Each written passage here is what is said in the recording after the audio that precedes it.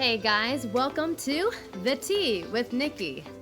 Once again, what am I drinking today? The tea I'm drinking today is Earl Grey, one of my favorites. I love a good London fog. I might do that later on, but today's just Earl Grey. So don't forget to drink your tea in the morning, drink your water, hydrate, mind your business, all that shit. Today, I'm going to talk about realistic positivity. I put out the vote to Instagram to see what you guys wanted me to talk about, and this one won. So that's what today's episode is about. Realistic positivity is something that I've been trying to cover on my TikTok channel a lot. And it's something that I've been thinking about for the past 4 years, I think, and it's really started to hit me like what it actually is. And I'll preface that by saying, like, I grew up listening to a lot of like overly positive motivational speakers.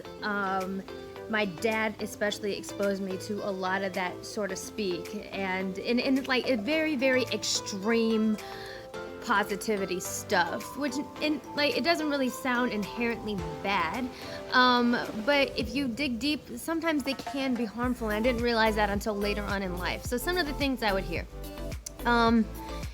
always be positive, always have a positive attitude. You must be happy. If you're not happy, you're failing, because you will everything that happens in your life. And so if you're not happy, it's your fault. You control everything in your life. You manifest everything that happens to you in your life. You can do anything. You can do anything you set your mind to. Failure is not an option. Just stuff like that. Depression, anxiety, those are things that were very frowned upon.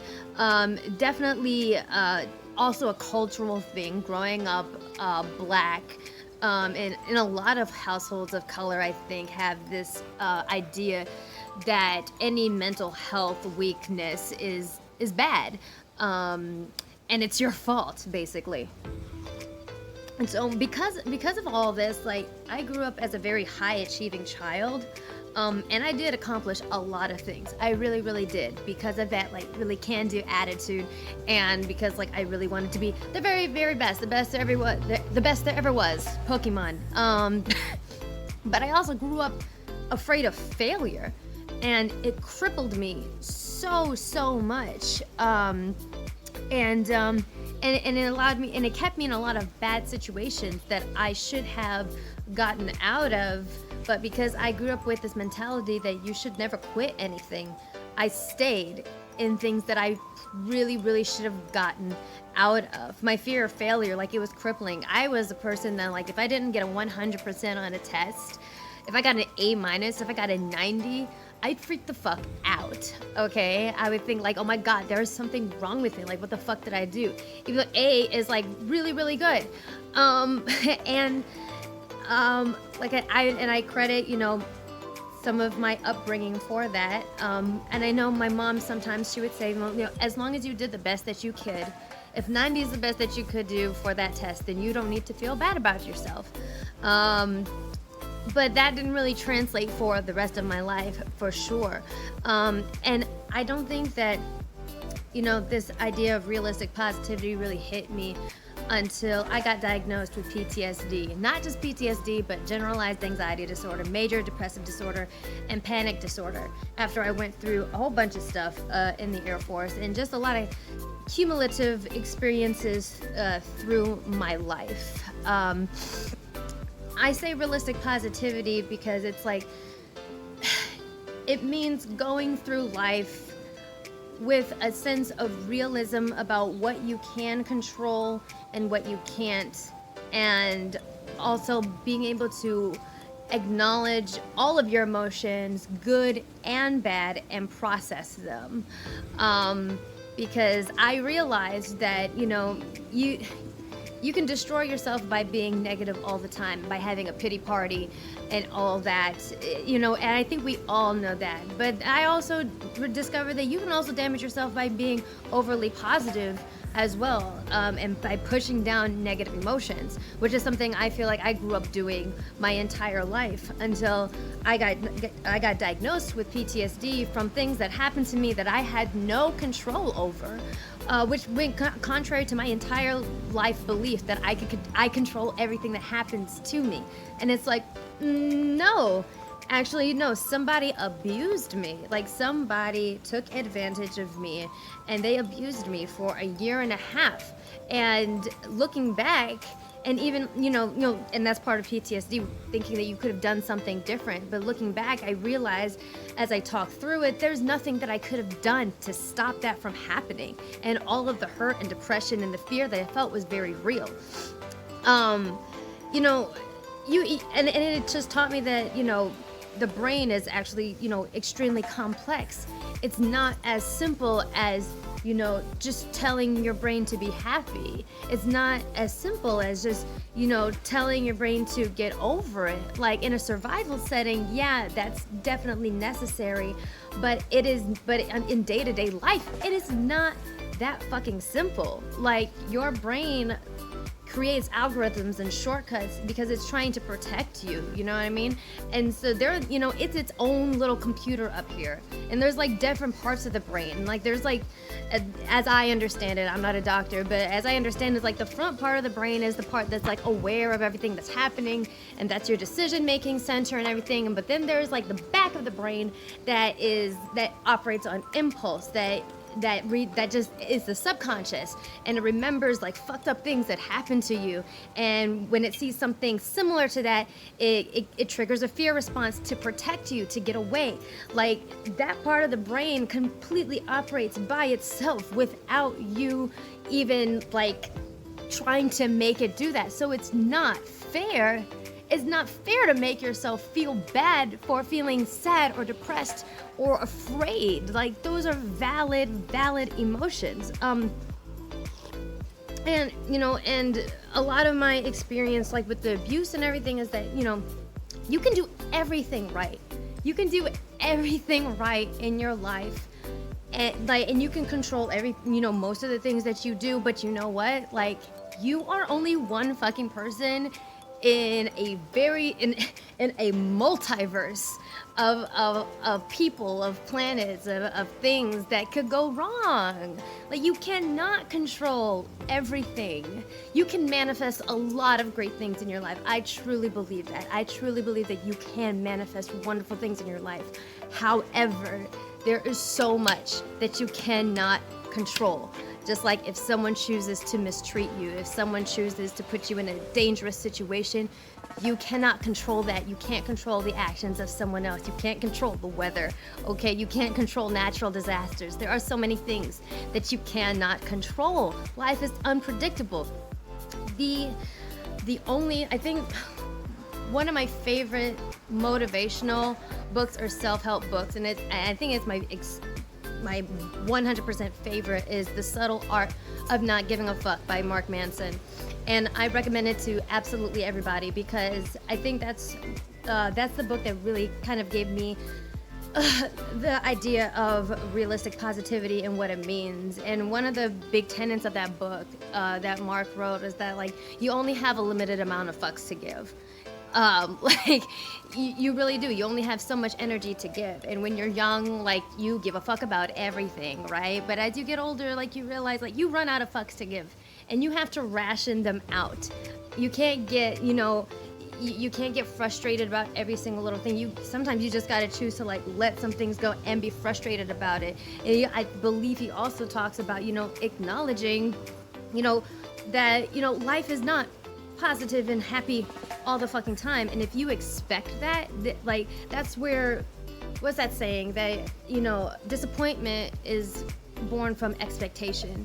We're disappointed because we expect things from people, we expect things from the world. And if you grow up expecting to get everything that you want because you worked hard for it, or you expect to, you expect things to go right all the time, and you expect things to be positive because you willed it to be, you will be disappointed, because that's not how life works.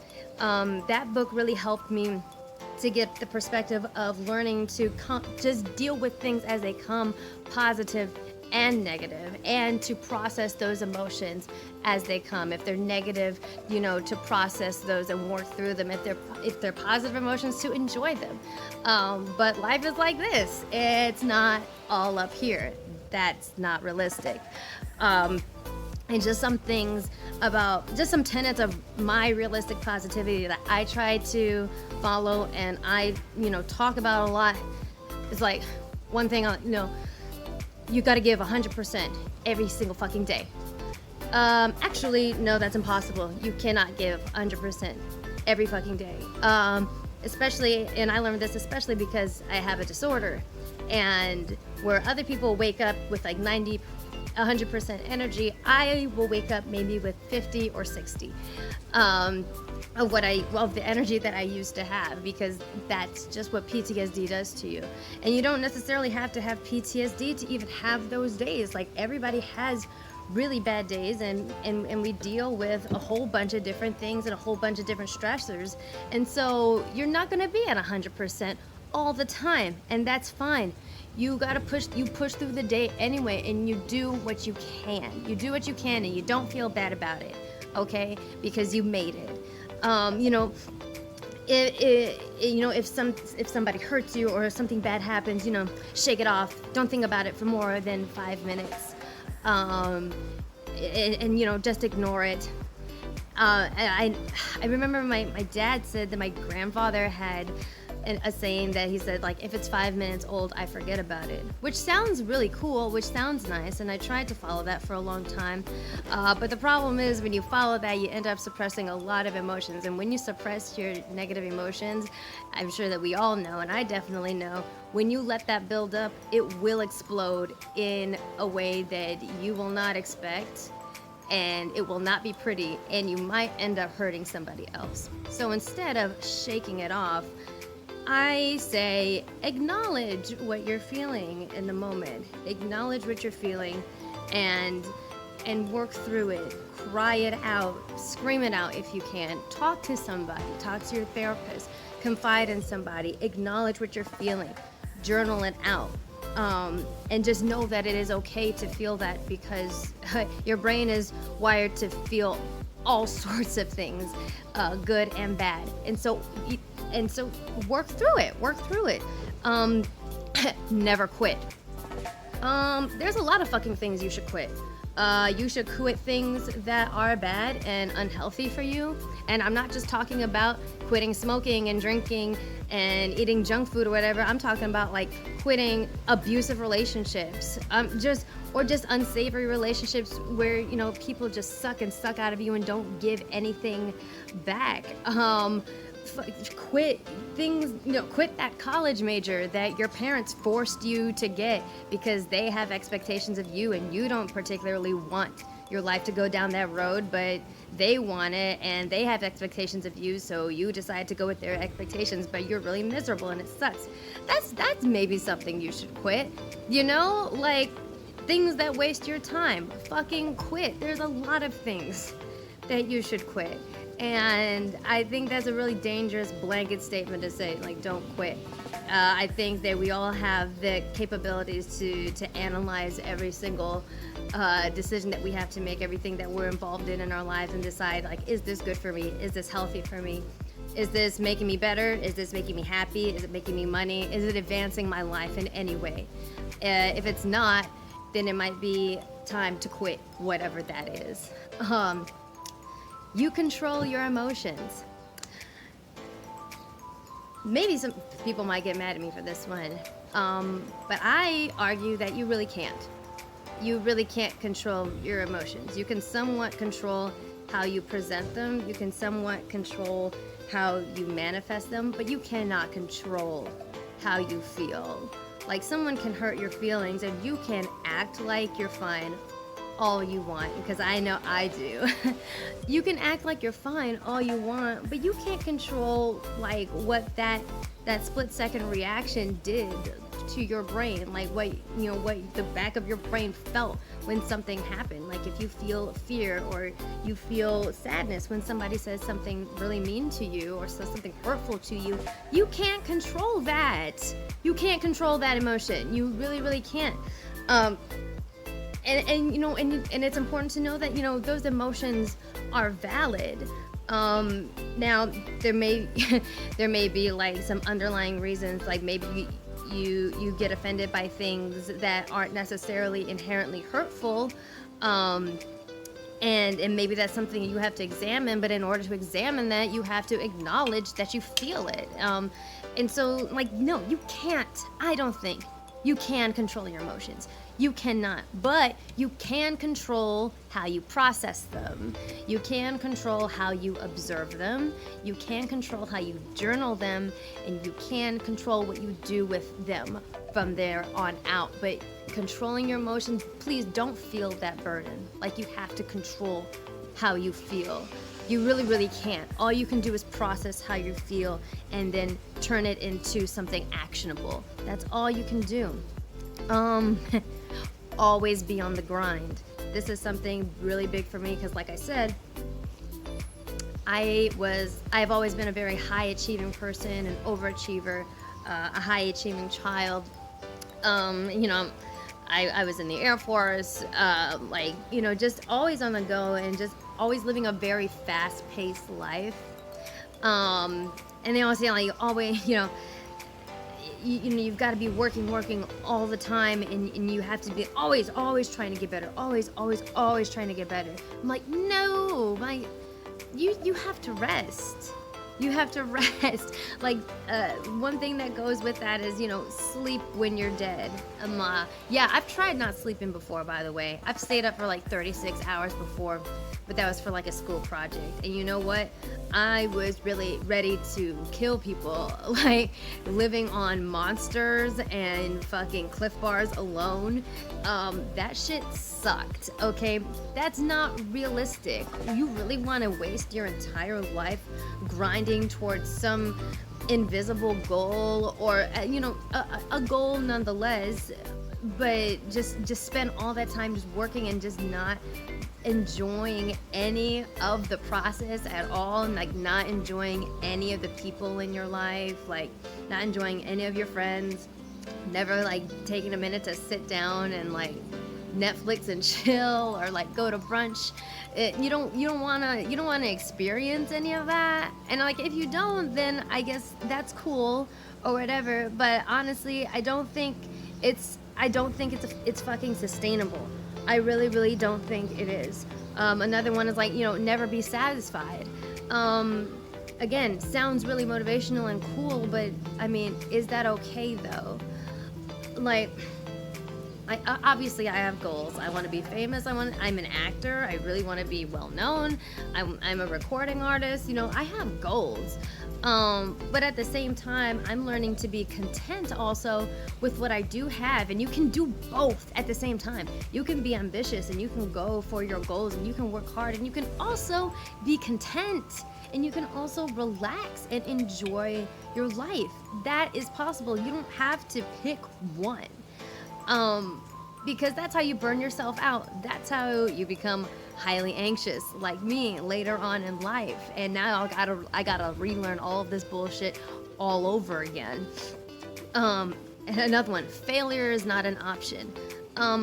Yeah, failure is not an option if it's, you know, a fucking rescue mission, or like, you know, or you're literally like surviving in the wild, or like being chased by a bear. But you know, sometimes you're gonna fucking fail.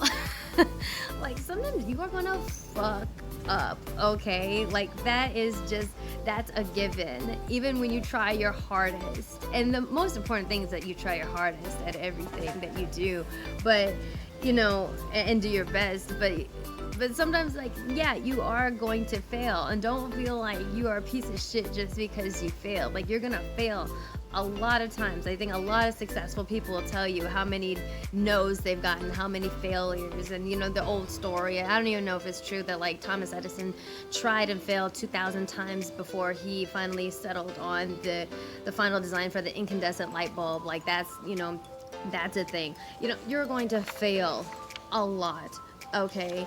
And if you live every day like you're in survival mode, that's literally what PTSD is, okay? That's literally what PTSD is. That is a disorder, and trust me, coming from someone that has it, you don't want to live like that.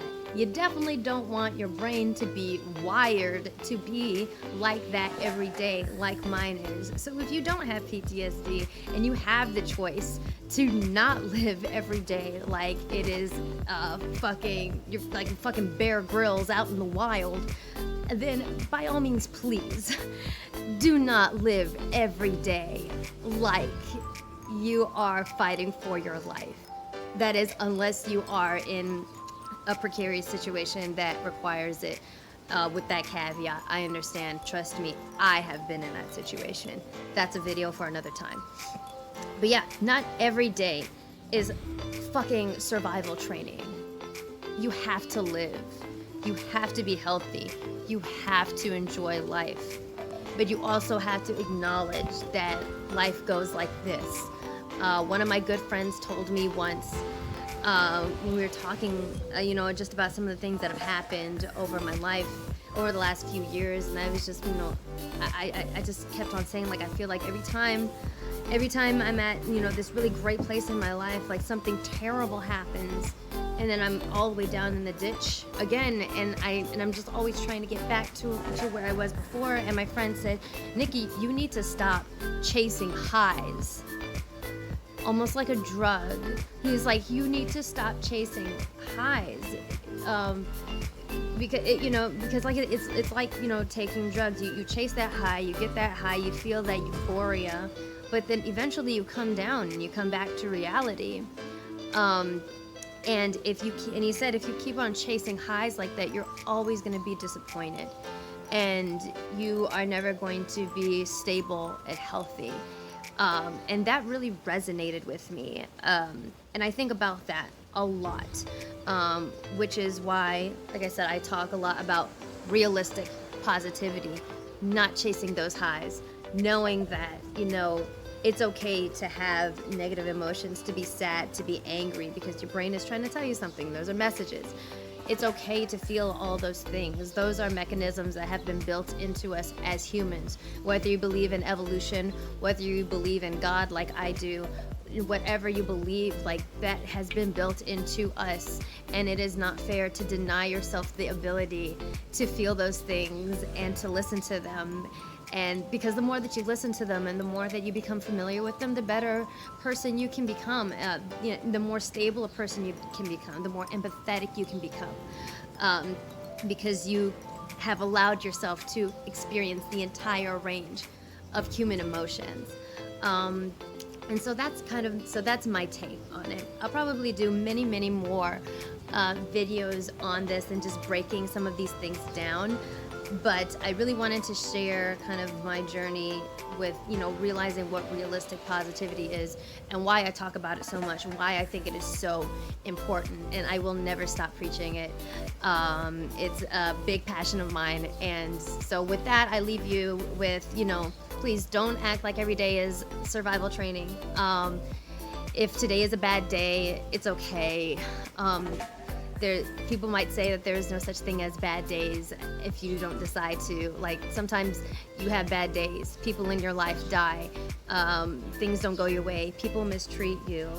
Shit happens at work. Like, natural disasters happen. A lot of things happen that you cannot control. So if you're having a bad day, that is okay. Really, cry it out, process those emotions, talk to somebody about it, watch something funny, do something to get that serotonin up. And if you're having a good day, really bask in it, enjoy it, and just really remember those days and cherish those moments, knowing that you will have bad days, but the good days will carry you through, because that life, even though life can suck, it can also be really good too, because that's the reality of what life is. So don't spend too much time being hard on yourself, because as far as we know, unless you believe in reincarnation, you only really have one life, and you really should not waste it being miserable and hating yourself and guilting yourself for things that you can't control. Please enjoy yourself. Enjoy yourself as much as you can, and take care of yourself as much as you can. So that's my spiel on realistic positivity. This has been The Tea with Nicque, and I will see you at the next episode. Bye.